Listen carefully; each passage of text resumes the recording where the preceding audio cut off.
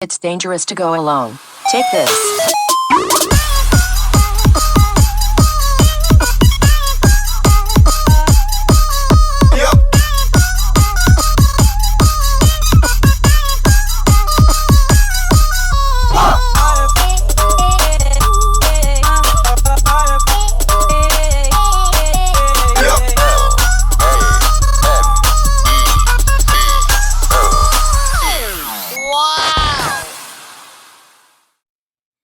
Welcome to the realm of geekdom. This is nerd breaking news. We all know that the undisputed king in sports here in America is the NFL. But who is number two? Some say the NBA, but right now there's talk that it's Major League Baseball. But first, let's go ahead and subscribe, hit that bell so you don't miss another episode. So let's jump right in. Let's talk about it. The numbers that are coming out right now is for this past season, for the 25-26 season, the NBA had 1.6 million viewership average, while Major League Baseball had 1.7. Is this change really towards Major League Baseball being number two? Eagle, what do you think? Man, I didn't see this coming, right? The last 2 years, you can say that. I mean, I'll say it this way. The NBA is prone to give you a surprise so big every now and then, like the Luka trade, that they will get their attention back. But we know that the product is not where it's supposed to be. There's a lot of criticism regarding how the three has taken over the game, and you just see a lot of kids just basically shooting a lot of threes. The inside game doesn't exist anymore. We don't have the Shaquille O'Neals of the world, the Yao Mings of the world. Um, we have what is this guy's name in Philadelphia? Oh my God, Which one? Joel Embiid.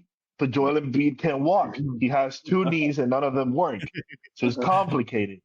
And then you see what just happened like last week, the World Baseball Classic, literally drawing a lot of eyeballs from everywhere. This is like probably like the seventh edition, because the first one I think it was in 2006. And it's just been growing. More teams, more nations are being brought up. You see, Italy being a player in the game, they made it all the way to the semifinals. The usuals, Dominican Republic, Venezuela, the United States, making it interesting at the end. So this is, I'll say this. This is a horrible situation for the NBA. The NBA is not in a good spot right now. And I'm not surprised on the numbers that, they're showing up. And it's complicated because if you think about it, there are a lot of good players that could potentially become Hall of Famers and probably one of the best players in the history of the game, right? You have Jokic playing right now. You have Luka playing right now.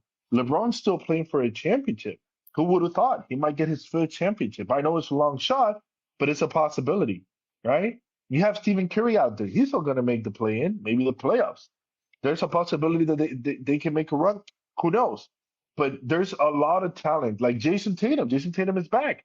He helped the Celtics win a championship. So knowing the talent that the NBA has right now, and they still can take the opportunity to be the number two sport in the United States, we know for a fact that the NBA is pretty popular outside. Okay, like all over the world. Europe is big, and China is big. We know that. But what about the main market where they actually play? What is going on? Well, the MLB has something to say about it. They make the changes that they needed to make, and the main one has been the 30-second clock on the pitching, right? You have 30 seconds, both the pitcher and the batter to get ready, and we're moving on. The faster, the better, right? If you think about it, the main issue with MLB is that you had the steroids situation, and that dragged for a long time, right?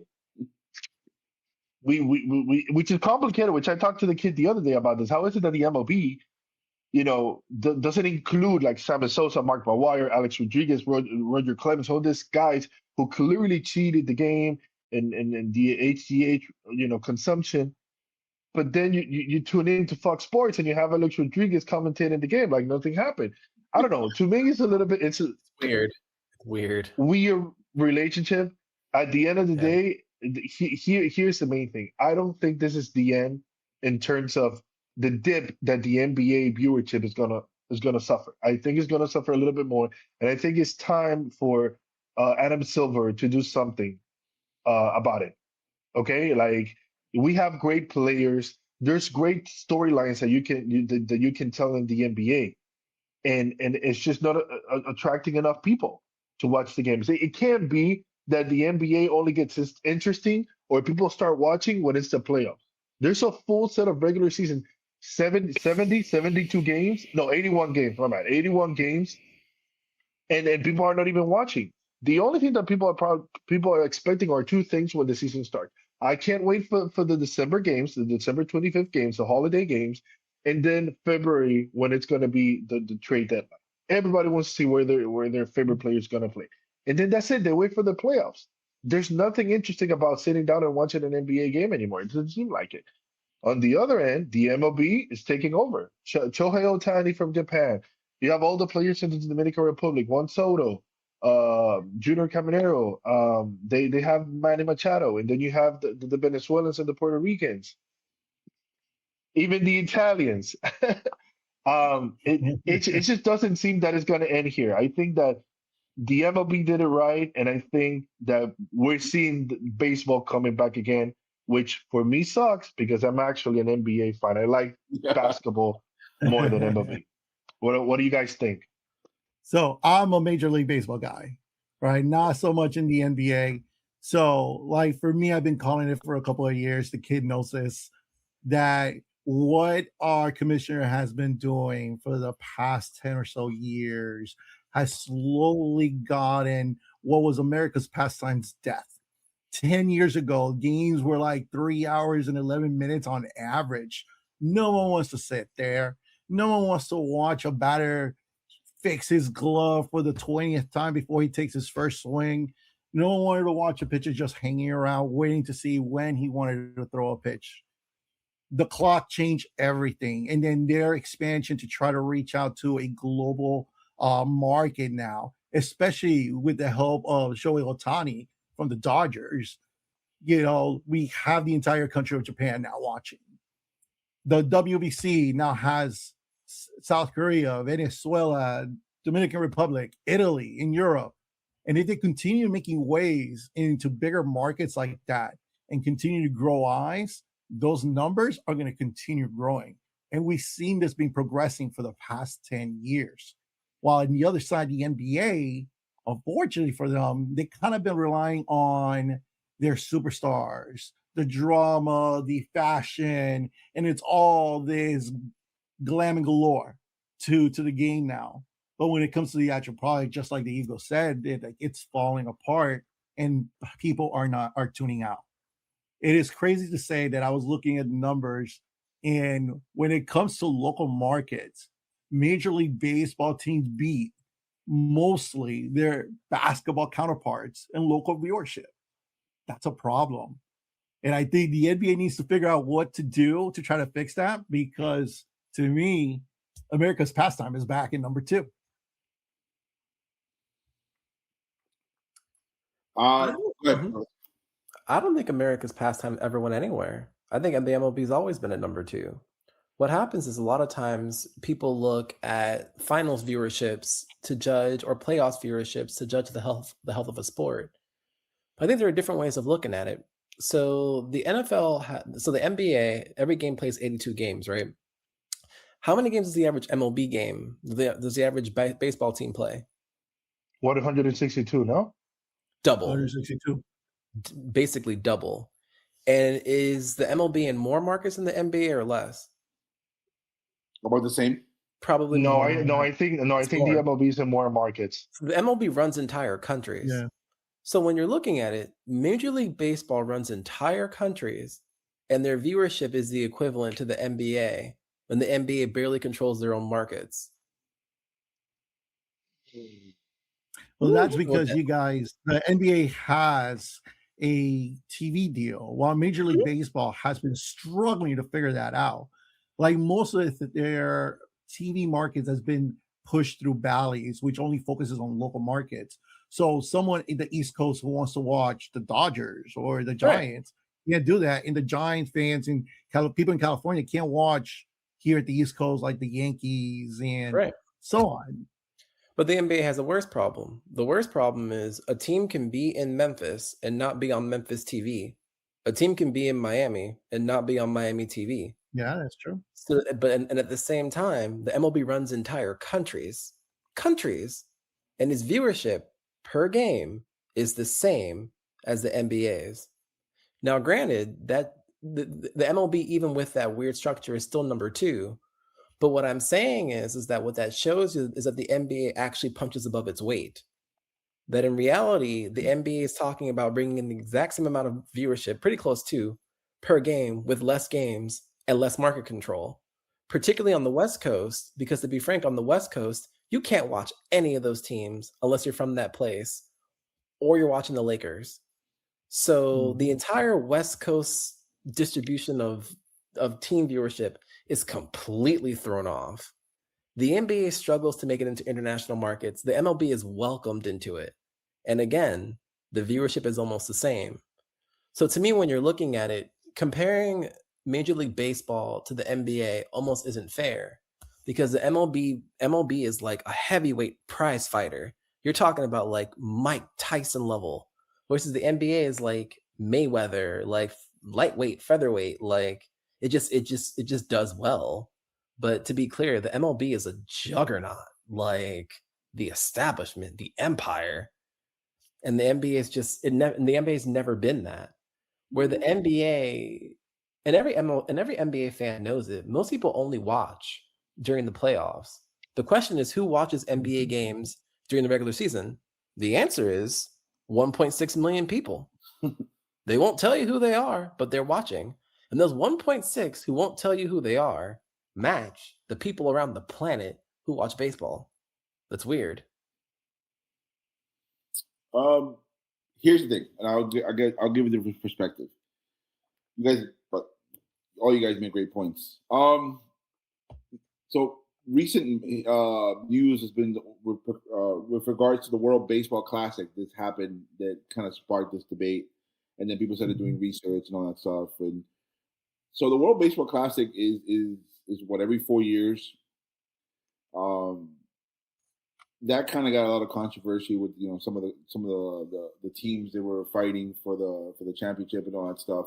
And the cool thing about the World Baseball Classic is you feel more patriotic towards the country, and it's all cool. And so, Judge got criticized for what he said that the World Baseball Classic, I think, either meant more or was more entertaining than the World Series. Somewhere around I'm trying to paraphrase what he said, but I'm trying to connect. So the World Baseball Classic is kind of put people back. I saw baseball for the first time a full game when the Dominican Republic played Nicaragua, and Dominican Republic cleaned it up, even though we had like one good inning.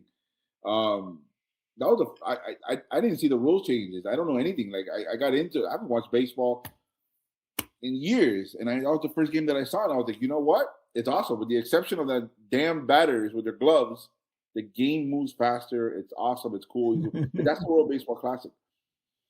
Going into what Major League Baseball and the NBA, the problem is several issues going on. One of the problems is that